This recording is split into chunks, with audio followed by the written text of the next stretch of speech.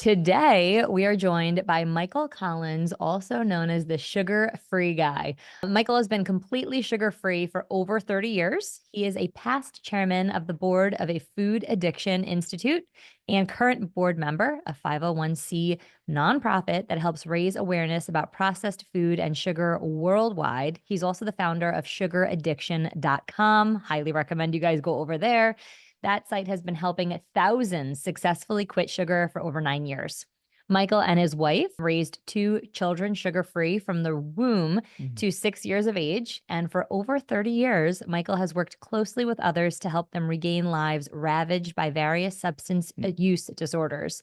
I think you guys have an idea of what we're going to be discussing today. And as a former sugar addict, I am personally so excited to welcome Michael to the show. Thank you. Thank you. I appreciate it. It's always, my mother always misses those good introductions, but thanks. Appreciate it. Awesome. Well, I would love to just kick off, if you would just give our listener a little bit of your background, tell your story. I mean, how did you wind up becoming the sugar-free man?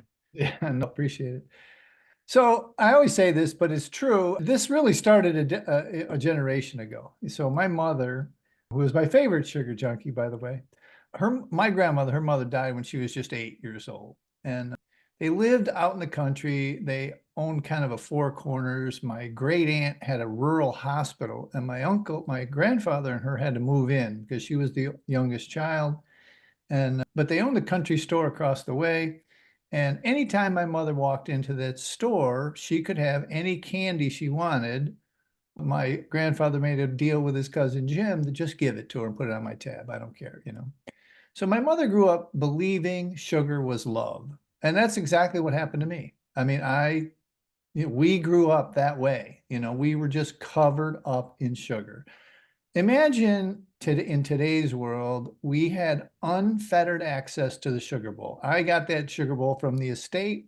It literally was a pewter silver bowl and sugar bowl. We could put any amount of sugar we wanted on cornflakes, Cheerios, etc. And we would be scraping, a half an inch, quarter inch of sugar with the milk at the end. And then, candy and cookies and whatever. My mother's always had a stash. We always knew where it was, And so fast forward, that's how I grew up. I got sober at 28, quit drinking, and decided that, I wanted to get healthy as well. So I met some guys at the gym who were bodybuilders, and, I was lucky because one of them was using, carb, back then he was carb loading and then quitting. But we kind of started talking about the quitting part and no sugar part and that kind of stuff. And I read a book called Sugar Blues. And Sugar Blues was written by a guy named William Duffy. And Duffy ended up marrying Gloria Swanson, the famous movie star. And they promoted that book pretty heavily while she was alive. And so it just kept going. I just wanted to say, I kind of had a regular life, regular career. But somehow at the same time, as you guys mentioned, I talked my ex-wife into raising the kids sugar-free because I just, there wasn't much research back then. This is, over 35 years ago. And so it worked. I mean, somehow she believed it. We got into it. And it was until they were 6. And I remember it like it was yesterday.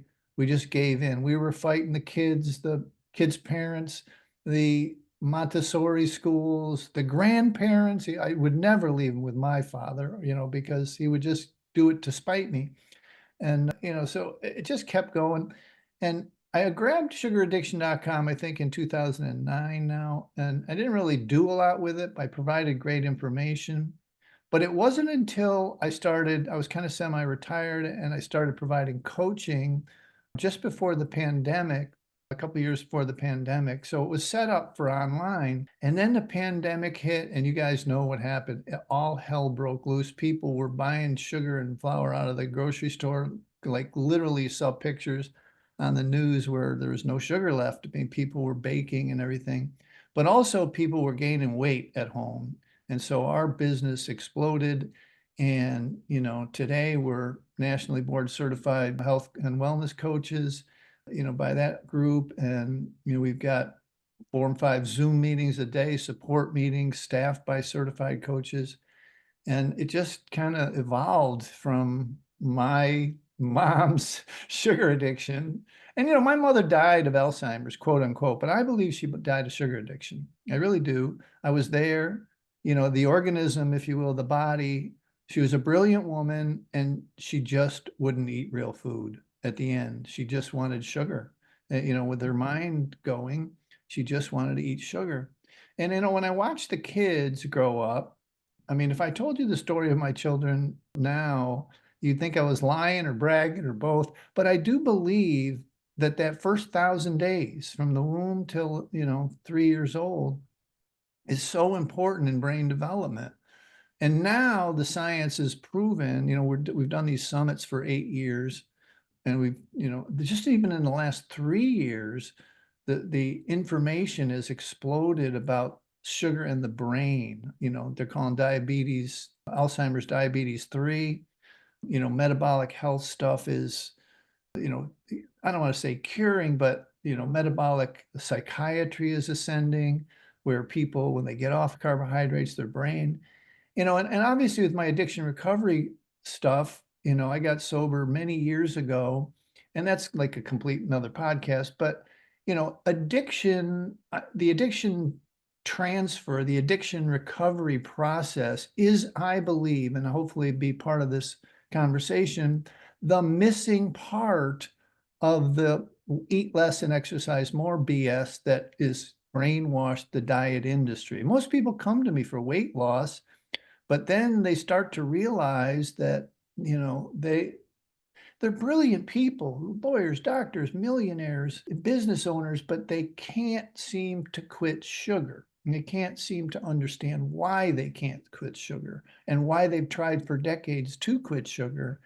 even though it's affecting their weight and their health. But anyway, that's the short version. I probably brings up more questions than it answers, but that's kind of how I ended up being a sugar-free. Well, you already went down a road that I was really excited to get into, which was this question around, you mentioned that people are coming to you because maybe their initial focus is on fat loss. I mean, how many people actually recognize that they have a sugar addiction? Great question. Look, almost none. And this is even because I'm open with my story and I believe in what's called living recovery, not anonymously, like I believe it's a healthcare issue, and the anonymity is doing more damage than it would. Because of my story, people in recovery who are sober from drugs and alcohol are attracted to our program. And to a man, to a woman, every single one of them said quitting sugar was harder.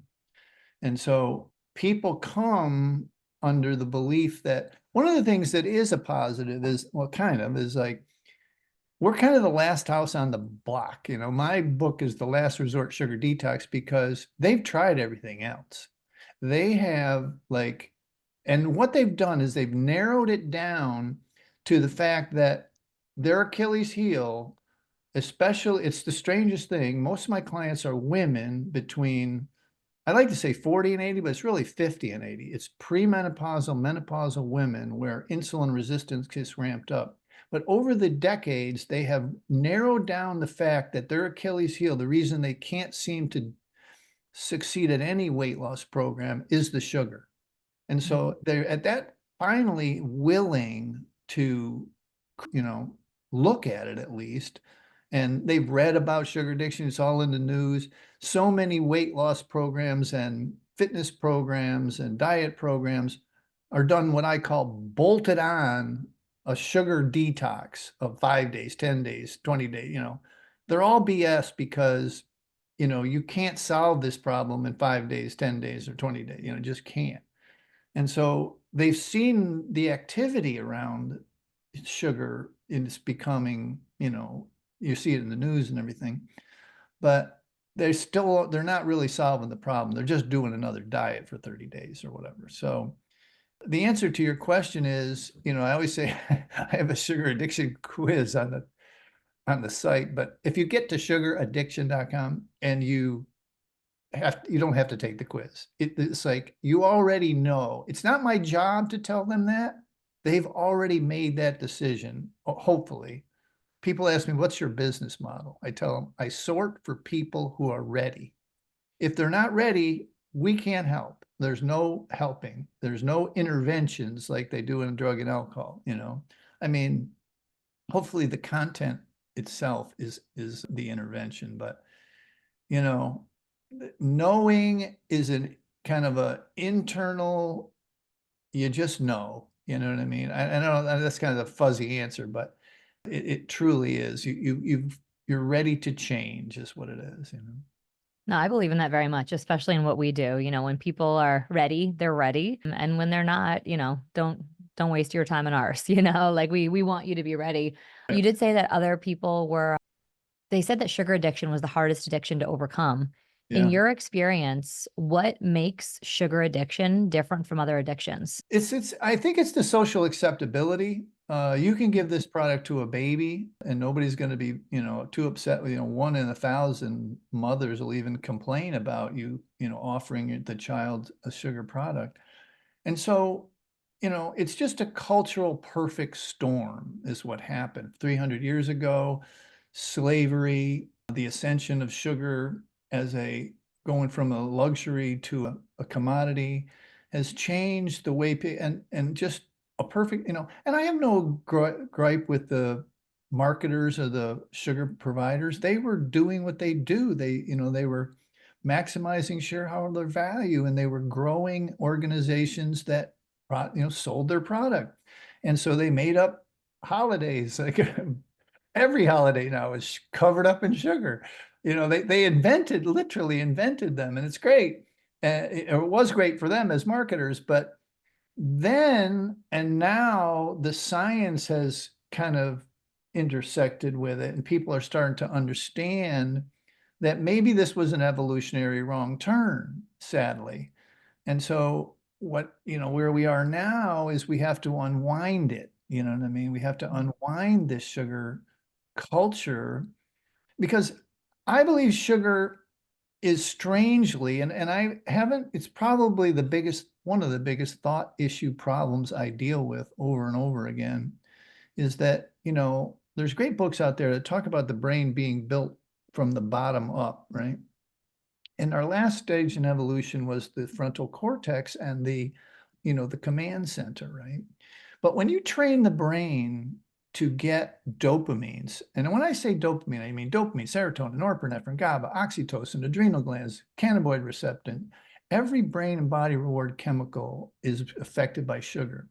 But if you've trained the brain, the deep limbic brain, to get dopamine, not have to chase food, not have to chase sex to procreate the species, but sit on the couch and just, you know, eat bonbons or whatever, then that's what the brain's going to do. It's not that smart, really. It's not that advanced that it's going to upset 10 million years of evolution and just get up and go to the gym.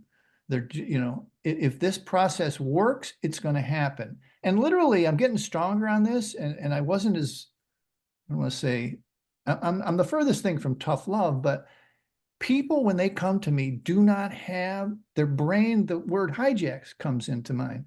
They don't have the mental capacity genuinely. And the reason I know this is because they tell me 5 months later or 6 months later. They don't have the mental capacity to make the decision they need to change their life.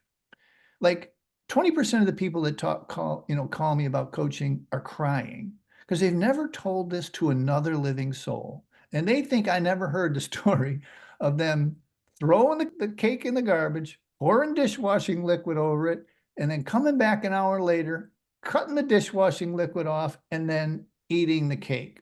They think I never heard the story before, right? Where I've heard it hundreds and hundreds of times.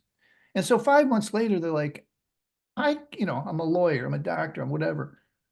I can't believe that I behaved this way. That I thought this was to go out in a snowstorm to get ice cream. It was a logical thing to do. You know what I mean? And so, you know, it's tough. It's really hard because I think that the feeling that you get is, and this is completely unscientific, but the feeling you get is so mellow, so mild, so I feel better just for 20 minutes, and then I have to re-ingest, is so powerful that this is why this this thing is a pandemic at this point. You know what I mean? That's a long. I love the word that you use there, though, hijack.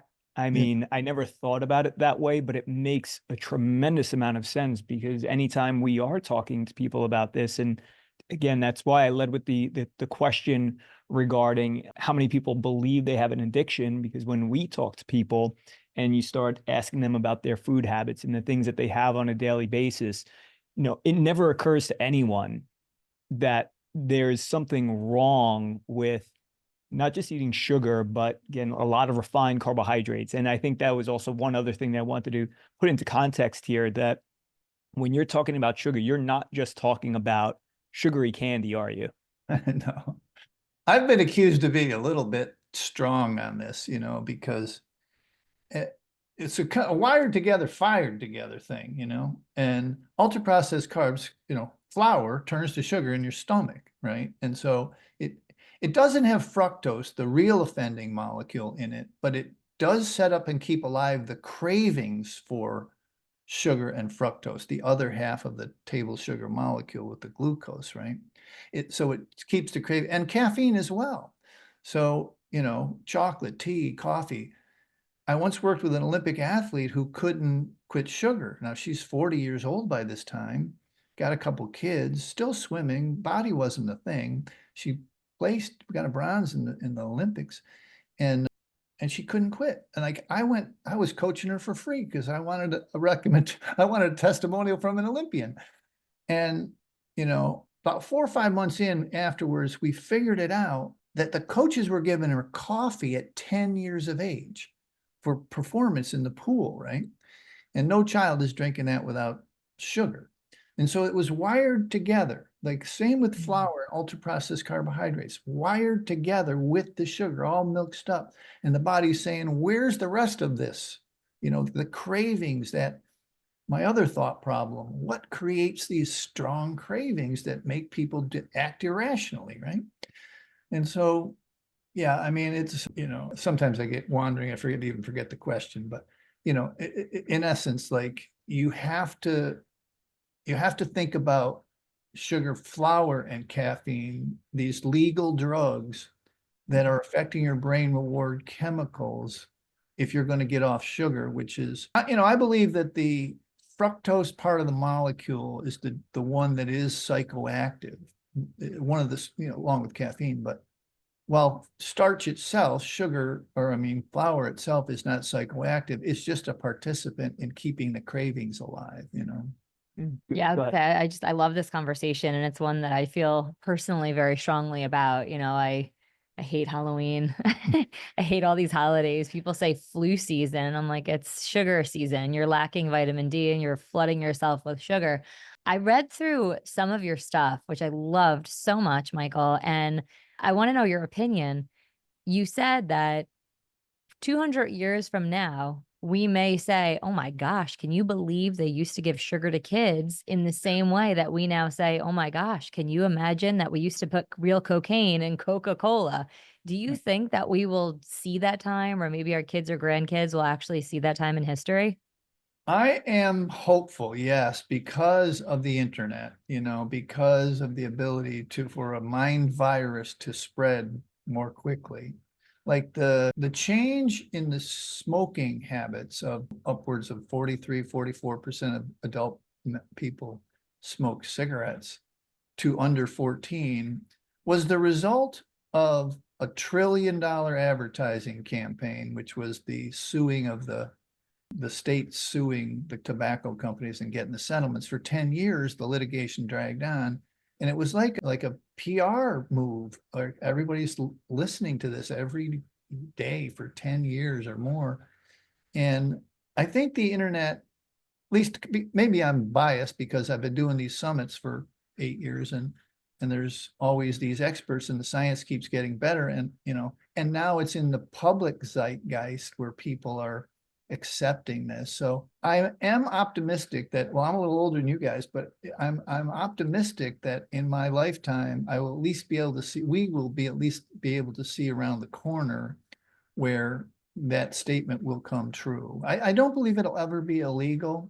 I think it will be like alcohol. It will be an adult treat. and that there would be, and there is no reason to give children sugar before they're 5 or 7 years old. It's just not, I mean, they don't go shopping, they don't have money, they don't drive, it's like, one of the things that always amazed me is that a woman, if she finds out she's pregnant, no exaggeration, even if she has a substance use disorder or she smokes cigarettes, she can quit that day, that afternoon. She stops drinking, she stops smoking cigarettes.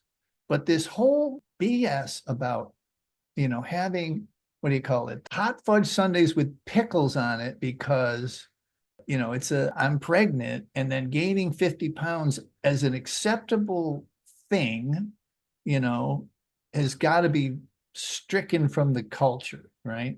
It's just not acceptable. And my ex-wife had a child before we met, my stepson, and she gained 60 pounds on that pregnancy.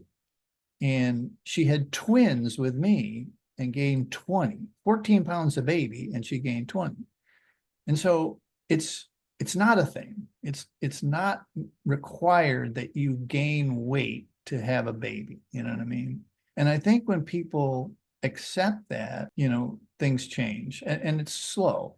One of my mentors, Robert Lustig's, he talks about it takes 30 years because all the old guard has to die or something. I'm hoping it's a lot less than this. Yeah. Well, I think that you're touching on something here, which is really important. And it is that intersection of where you have public policy changing, and usually that begins with the public getting knowledgeable of these things. I mean, we right now, what was it, about a week and a half ago, Food Babe wound up at the doorstep of Kellogg's, and I love with that. 400,000 signatures on a petition because they're not using the same ingredients that they use for the same product that's now being sent out to Europe. And I think it is so important that once people get knowledgeable about those things, that's what starts this trend.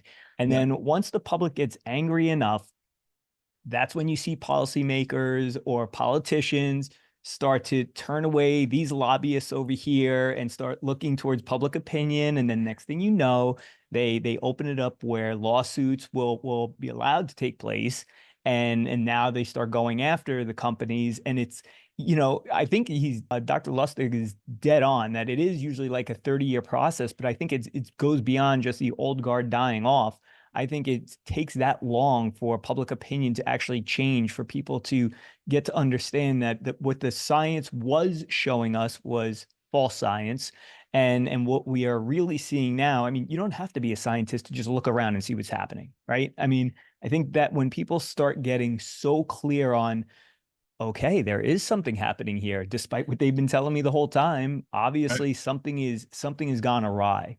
And so I think that we are getting to that point, and I'm pretty optimistic myself that we will get there, that people will finally wake up one day and realize that we made a terrible mistake.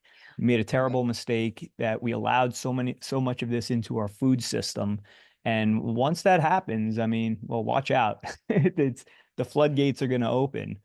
But if we could just, talk a little bit more about this addiction component, because as we've already stated, many people don't believe they're addicted. And you referenced the quiz on your website, which I did want to get to because I think it's brilliant. And in fact, if you don't mind, I'm going to just ask a few of the questions here. Yeah.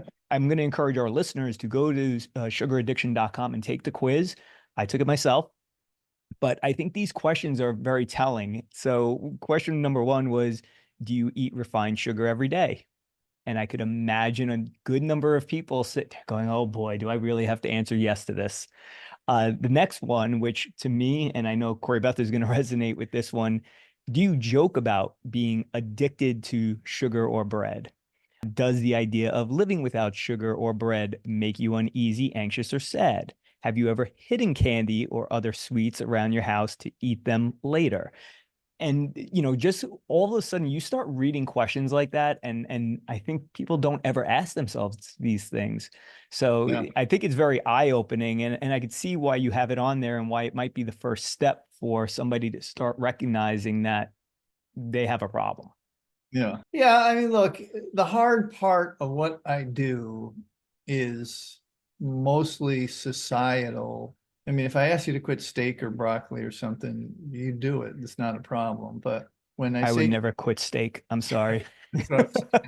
well, you know, it's people, it's just like people have this fear, this worry, and the social stigma of addiction in general is hard. It's difficult. It's really hard in the drug and alcohol world. It's getting better, but it's still considered a moral issue. And the same thing with, you know, addicts, sugar addicts. They think of the term addict, and this word has been scrubbed from the government websites. You can't use addict, junkie, anything. It's substance use disorder now, period. And it truly is. I mean, I always tell the story of the AIDS movement in San Francisco where they were outing people, you know. It wasn't because they wanted to be mean, it's because they wanted to raise the awareness that this was a healthcare issue and not a moral issue of any kind. And the same thing applies here. It's like this is a healthcare issue. This is addiction in general is a healthcare issue. And people aren't willing to yet, as we discussed earlier, apply it to the sugar in their life, the sweets, the stuff you give to the babies, this, you know, the birthday cake, the celebrations and what have you, the candy at Valentine's and Halloween and such. They just aren't ready yet, emotionally, intellectually, societally. They're just not ready to ascribe this word that has been so polarizing for so many years, addiction, to it. And they don't want to be addicts. And look, in my work at the Food Addiction Institute, where I got to work with all these MDs and PhDs who actually have been working under the radar, because this is not yet named in the DSM, the Diagnostic Statistical Manual, you know, of maladies that you can get insurance for. But these folks have still been doing this for decades, and they've come up with a pretty easy chart. And that chart is basically a thirds. 1/3 of people biochemically cannot ingest sugar without setting up cravings for more. It's just the way it is. Your eyes are blue, mine are brown, whatever. It just is. It's not good. It's not bad. It's just a fact. And about 1/3 of people, they're called harmful users. They might be able to like reset because there's so much sugar in the food system and then enjoy sugar once in a while. And then there's a group of a third of people who are normal, we all hate because they can just take it or leave it, right? Doesn't matter to them. And it's that first group that we usually end up working with. Now, some harmful users too, but we end up working with the folks that biochemically, when they ingest it, they just want more, and they can't stop, right? And so that's usually, and this tracks pretty well with the obesity numbers. 1/3 obese, 1/3 overweight, and 1/3 normal. Now, qualifier, you can be a very thin sugar addict, okay? And we got a coach that's an ultra marathoner who was running 100 miles a week, and she could not take off that last 15 pounds. You know, they're eating that gel that they give them, and she couldn't do it. They thought carb loading was the answer and have for many years. But when she quit the sugar, her times are up. She's doing better than she's ever done in her life, and she's in her 50s. And so, you know, I'm immersed in it, and it's my struggle is to, you know, take it, my brain, and move it to someone else who is just approaching that, you know, your audience who's just approaching this as that thing that you give to the baby, that thing that everybody seems to be able to use normally, right? And let them, if they're struggling, if they're having problems with stopping at any time, then maybe they want to take a look at it. A lot of people aren't willing. You know, you've seen a lot of people, you know, you've seen your brother-in-law, your friend, your cousin, whatever, with the alcohol problem. And you say, you can see it very clearly, like he's crashing cars and losing jobs. But and the sugar folks, they can't see themselves. I mean, their friends and family can see their weight and their diabetes diagnosis, but they seem to be one of the symptoms of of the disease of addiction is the illusion of control. The belief that you actually got this is no problem. I can handle this. I'll quit tomorrow. I'll quit Monday, whatever. But it never manifests. People go decades without it, without ever fixing the problem, because it seems so innocuous, and it seems like everyone else can do it. But I don't know.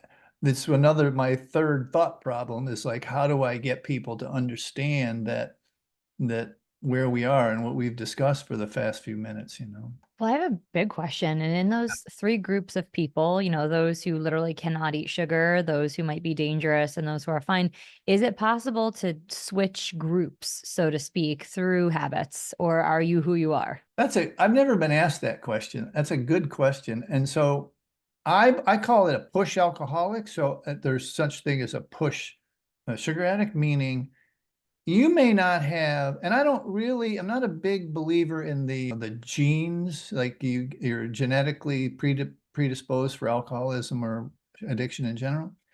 I believe it's cultural, it's familial, it's in a family, okay, where this is how you grew up. This was what the celebrations were like. This is what we had. This is what our food products were. And I think that a harmful user can push themselves into addiction, yes.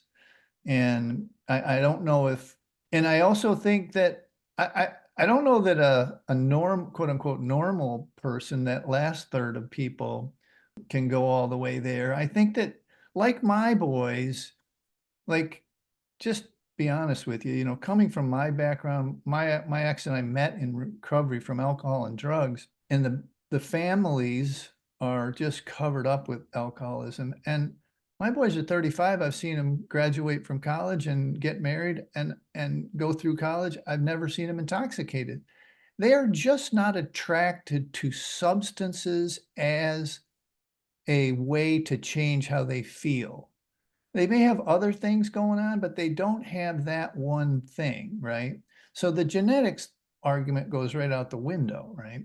And I've seen that with lots of people. So can they switch groups? Yes, if they push it hard enough, if they, I do believe that. Yes, I don't think it's a genetic thing. I think it's a cultural thing. And I think the cultural thing can arrive at any time in your life, right?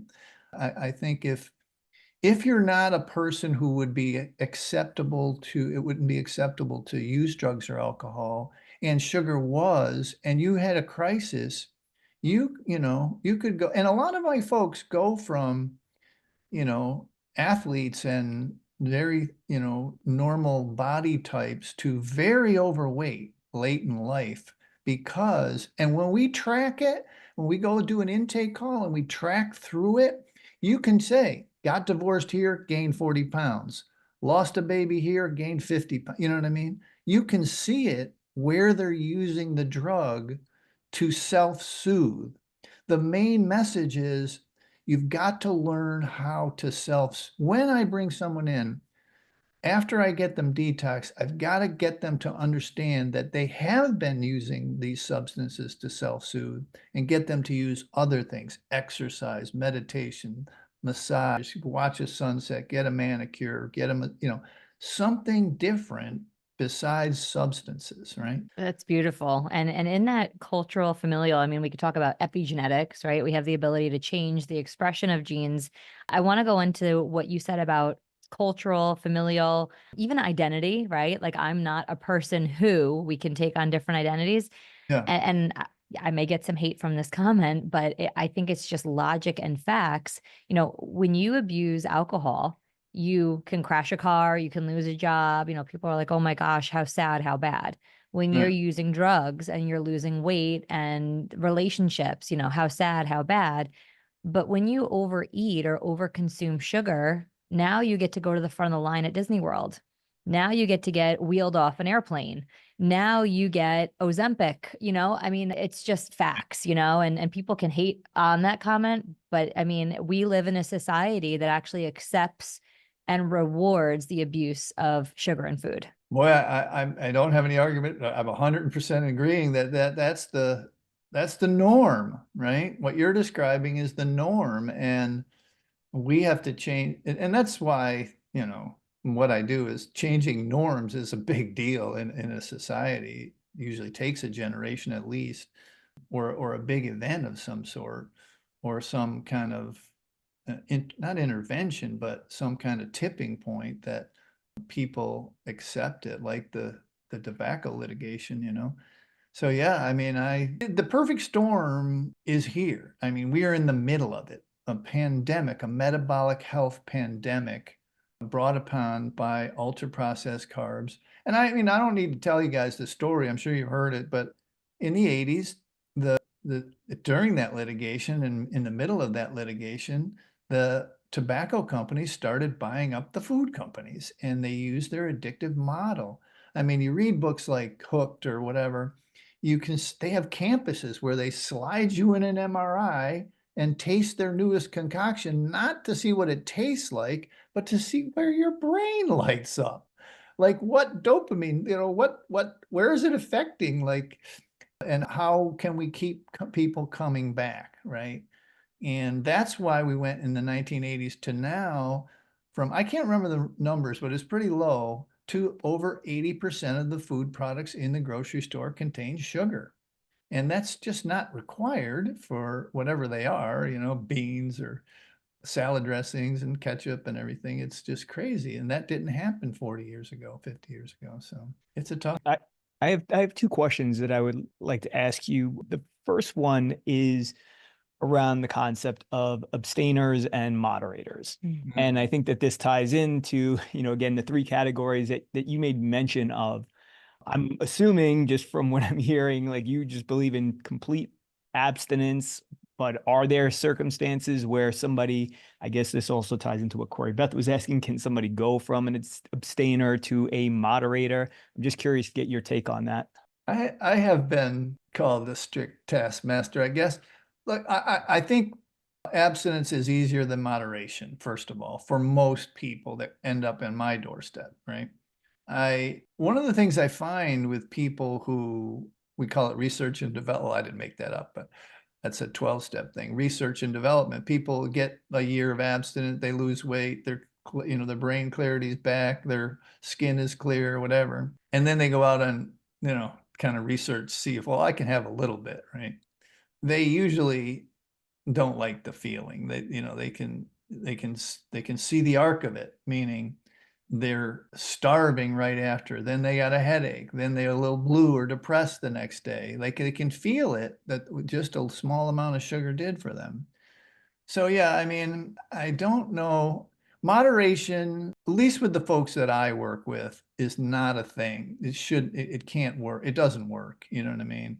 And it's so hard because I think most of the diet culture has cheat days, and they have, reduction in macros and under this many carbs and blah, blah, blah. And that's not what we do, Like at the core, we're an addiction recovery program, a codependency recovery program, a learn how to change how you, like a lot of people think about codependency as the relationship you have with others, but at its core, it's the relationship you have with yourself. What is the self-talk you're saying? And, and all of these things add up to, a dysfunctional way of self-soothing. It's you're not able, you never develop, because unconsciously, it's not like you needed a beer on Friday because you had a tough week and you knew what you were doing. It was just an unconscious thing that developed over time because sugar is almost free and ubiquitous. A child can get it anytime almost. And they would just ingest a little, and they would just ingest a little. And then that little anxiety, worry, fear, whatever would go away for a few minutes. And now here we are 30, 40 years later, 40, 50 pounds more, and they're still doing it. Their dopamine is what's called scientifically down-regulated. They don't have the same receptors. They've got to, change that neural pathway, and they've got to build a new one, close the other one down and build a new one that is built on the self-soothing in a different way. So moderation only tickles the old one. It just keeps that old neural pathway alive. And what that neural pathway does, it sets up more sets up cravings, which are, who the hell wants to do this if you're going to be craving all the time? You know, what fun would it be? Like, what kind of life would you have? You want to end it. And I always say, look, if you can give me 90 straight days, then you make the decision. Okay.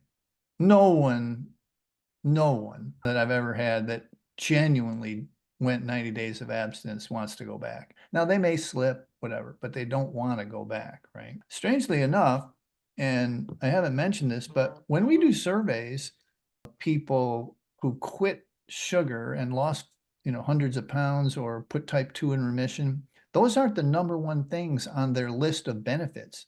The number one benefit has always been and continues to be that their brain came back online, their memory returned, their focus returned, their anxiety lessened, right? And so it's always interesting to see.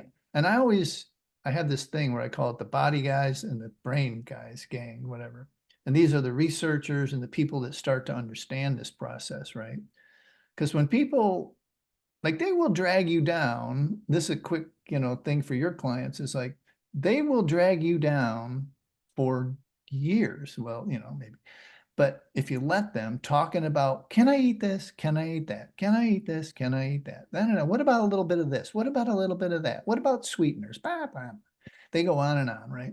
But in reality, if you can get them to just focus on the abstinence part just for the 90 days and let them make the decision, it's a lot easier than this, you know, trying to figure out if they can moderate, which most people by the time they get to me, you know. Some like harmful users might be able to, but they still need a break. They still need a reset. You know what I mean? That's brilliant. And that actually leads me into the second question that I had, which is, what are some of the stages of breaking this addiction that you see people needing to go through? And you said 90 days, which I think that is very fair to ask somebody to take 90 days and then make the decision for themselves. But what are the stages that they can expect to go through within those 90 days? Good question. As far as like the actual procedure, like a lot of people, I'm not, but a lot of people are detail oriented about this. And at the end of the day, you got a detox, okay? And here's the main issue, okay? So detox includes headaches, lethargy, irritability, hunger, thirst, sleep all the time, hungry all the time. I mean, it's just and depending on your habit, the irritability part and the literal depression. Now, this is a physical depression. It's not like you need to go get one of the bigger struggles I have is to stop people from running off and getting SSRIs, or, you know, like they feel like they're depressed. And they are, because that dopamine pathway that I was describing has shut down and you're in the process of building the new one, right? And those dopamine receptors that have been downregulated for decades are said, oh, thank you, you're giving me a break. I don't need to, you know, you're not going to be pounding on me anymore. And so what happens is, as they go through the detox, the biggest problem happens, and it's everybody's completely different. Like between day 10 or 20, somewhere in there, or it could be longer. But what happens is they need to start figuring out what we've been talking about. They need to figure out how to self-soothe in a new way, okay? And what could happen, and does happen all the time, it doesn't have to be capital T sexual or physical trauma, but something that you did not get closure on, something that you didn't close the loop on, something that happened in your past may start to come up because you have been tamping it down with sugar, right, for many years. And or a combination of you've handled your day-to-day stressful life, your work, your kids, your spouse, your career, your money. All these things were handled at 4 or 5 o'clock by ingesting sugar and then forgetting about it till tomorrow, and then forgetting about it till tomorrow. And then, you know, you never finish the loop. You never solve the problem. And so when you take away the crutch and you no longer have sugar to quell those anxious feelings or those worried feelings or those hurtful feelings, these things begin to come up. This whole emotional eating thing came from this.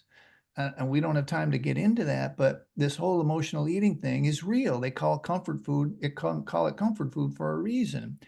And now it's very scientifically proven. And unless people get this part of the puzzle, unless they understand this, that this is going to happen and have a guide that's done it before to walk with them, they always turn back. You guys know the statistics as well as I do. 90+% of people lose any amount of weight, gain it all back in the first year, and then some. And that's easily explainable to what I just described, from what I just described, is that, they're doing great. January 1st, they lose 40 pounds. It's March, and something happens. Somebody gets hurt, somebody loses a job, somebody loses, and then they don't say, I'm going to have that thing to make myself feel better. They just say their old stuff kicks in. They just say, I need a soda, I need a candy bar, and they're back to the races again. And that's that quelling of the emotional life that we have literally outsourced for decades to a substance. And until people make that mental, we have to raise the consciousness from subconscious, unconscious manipulation of their dopamine and serotonin to the conscious level by journaling, by coaching, by groups, ways that it starts to make sense to them, right? So it takes about the arc of a podcast for me to explain this stuff, you know what I mean? Because most people want the food plan, eat less and exercise more.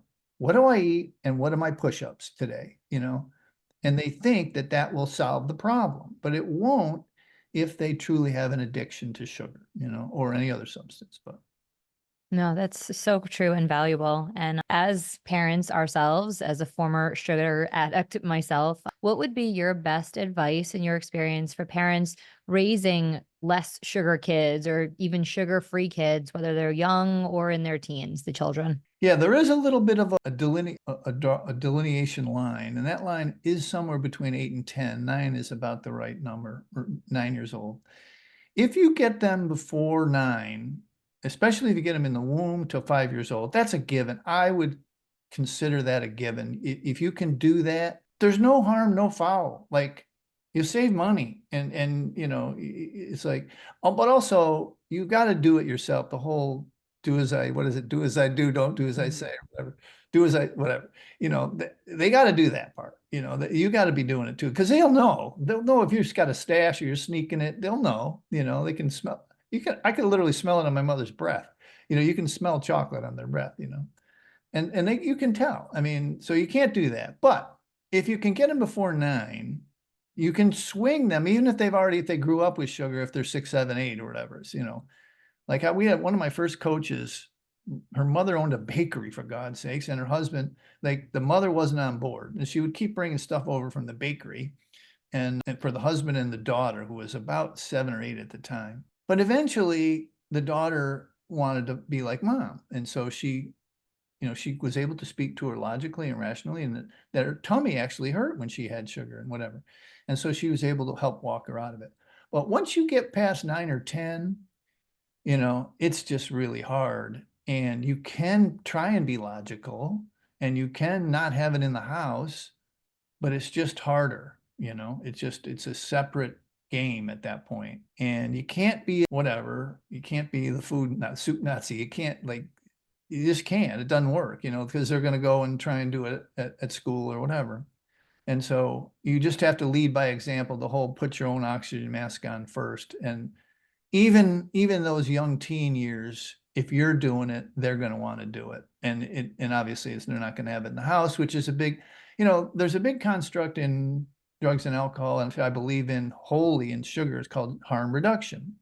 And so if you don't have it in the house and say, we don't use it here anymore, and they're above 10, and that helps, but it's still going to be hard, because they have used sugar as a self-soother, and it's hard to have the conversation that we've had today with a kid. Some of them will understand it if you talk honestly, but you can't you can't play games with it. You just have to talk honestly with it and say, mommy's not going to be using sugar anymore. It doesn't feel like it's good for her, and see how that goes. And after, like, I don't know how old your kids are, but when they get to be 13 or 14, then you're like, you just gotta go with the flow at that point, and hopefully you get them back about 18 or 19 or 20. So Yeah, our boys are 10 and 7, and I think we've done a decent job of clamping down on that. Halloween did just pass over here, and basically we bribed them. Like, give us your candy, we'll give you $20. They were And very excited to do that, actually. I mean, they good. turned it right over, and the 10-year-old wanted it in like Fortnite dollars, but the 7-year-old was like, can I get cash? We were like, absolutely. And their friends actually took part. Their friends heard about it on Halloween night here at our house, and the parents texted the next morning so excited. My kids asked that, could I get $20 like their kids? And I mean, I'm like, wow, this could spread. That's kind of exciting. Who needs Cash that for stuff? candy, I love it. They have a thing called the Switch Witch, which is like that, where they give them a toy or something. I love it. No, it's great. Good job. Yeah, no, it's been good. And but I admit that even for us, it's even in the position that we're in, that we do this on a daily basis, like, it's hard. I'm not gonna tell people that it's not hard, or We're not going to just sugarcoat it. it's just No pun intended. I still use that. Yeah, we're not going to say that it's just as easy as bribing your kids, because they're exposed to it, right? Kids go to school, they're around friends, and it's normal in the friend's house, and it's tough. So we've been educating them for a very, very long time, trying to help them understand the difference between foods that make you strong, foods that make you weak, foods that give you energy, foods that wear you down. And they get it. I mean, they get it, but I think you're right. Oftentimes it's about getting to them early. And I feel for the parents that, right now, I know that there are some women who are listening to this saying, you know what, I know I got to do this for myself, and then recognize that, all right, I really got to do this for my family as well. And it's gonna be a bit of a journey, but I think it's definitely well worth it. And I think the more people start to understand the damage that this does, because people don't really recognize the damage that it does until they are told that they have type 2 diabetes, or type 3 diabetes. Alcohol, you drink too much and you're drunk and hungover the next day. With sugar, this is a 10, 20, 30-year process of, oh man, now I have Alzheimer's and dementia. I don't know why. Well, it was the last 3 decades of your habits. So it's a harder disorder, disease, so to speak, for people to recognize, just because the consequences do happen so much later, which is a shame. But it was such a pleasure having you. Yeah. I mean, is there anything that you'd like to leave our audience with? Any other words? And then obviously we are going to link to your site and where people can find you, but please. I think that you guys are a little ahead of the curve in that I get asked to speak on a lot of what I call the body guys. In other words, they're not the addiction folks. They're not the brain scientist folks. They're the folks that have been working on people's bodies for a long time. And your level of acceptance of this part of the getting healthy, I think, is super important for more gym owners, more fitness folks to understand. I mean, you can't outrun this. You can't outrun this bad diet. I mean, doesn't matter how many push-ups or miles you run, you know what I mean? You can't outrun it. Just my coach there, like, she's 100 miles a week and she's still got 15 extra pounds she couldn't get off. I mean, it's that phenomena, I think, is one of the messages I think we need to help work together in getting out, is that, yes, we will optimize you once you let go of, or cut way back on something. And I do believe in harm reduction. There are that group of people in the middle and the normal folks who, if they cut back, it's only going to help their performance, their energy, their fitness. It's only going to help. It can't hurt. But there is a certain percentage of people that, as we've talked about, that they have to try abstinence for a time and then make their decision. And look, I want to express this real vehemently as well. And I'm sure you guys know this, but for your audience, like, we do not use exercise to burn calories or to lose weight. We use it as a mental emotional substitute for the outsourcing for their mental wellness, right? So that they, as they detox, as they grow in this, they found another way to self-soothe, another way to get dopamine and serotonin and you know, another way to help them recover, basically change their addiction processes. And a lot of people have never really exercised. But when they come to us, at least for me, they think, again, eating plan and exercise plan. And you have to kind of combine the two and understand that there is, and another last part I want to say is there is a delineation between food, whole food, and these substances. These substances are drugs.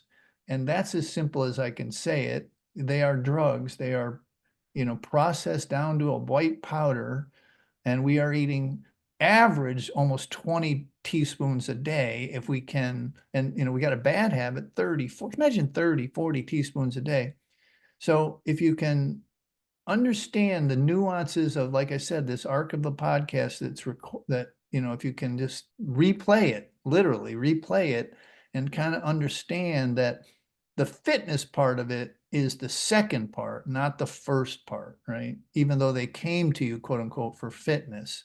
And this is a message I think a lot of your people and probably a lot of your competitors, or I think you guys franchise or something, you know, a lot of your folks need to hear as gym owners, as the body guys and gals, you know what I mean? So I think that would be my message to your groups. I think that's great. And we resonate a lot with that. And we often will say that for us, for the people that come to us, you know, the workout, that's the gateway drug, right? Like that's what gets them in the door. Yeah. But then we know that the real work comes from helping them to change their behaviors, their mindset, adopting a different lifestyle. And the exercise component is just one piece of it. And, you know, we are far from that couple or that franchise that wants people in their gym every single day, because we also recognize that for some people, that's an addiction too, that is not going to have positive benefits. So it's learning and understanding how all of these things balance. And when you find that, and I hate that word balance because I really don't believe in it in life, but there is a certain prescription, if you will, of getting just the right amount of exercise and then making the proper choices with your nutrition and then feeding your brain properly with the things that you're ingesting, not just in your mouth, but with your eyes and with your ears. And it's all these things that essentially tie together that makes us a better human, makes us the most optimal version of ourselves, and one that's going to go out there and make a difference. So anyway, that's it. I'll get off my soapbox now. No, this is such a pleasure having you. And thank you for what you're doing, for your messaging. I mean, we're excited to link your website. We hope that people will go and take the quiz. I think that that's really helpful and eye-opening for a lot of people. Yeah, have them check out the Quit Sugar Summit too. It's quitsugarsummit.com. Every January we do it. I don't know when this will air, but it's just all, you know, 50 leading experts from around the world. And it's really it's free. So you don't have to just leave your name and we'll tell you when it's going, but they would love that. You know, your folks would love that. Awesome. Well, excellent. Thank you, Michael, so much. And Thank you. we look forward to having you back another time. This was really valuable. Thank you. I would love that. That'd be great. Take care.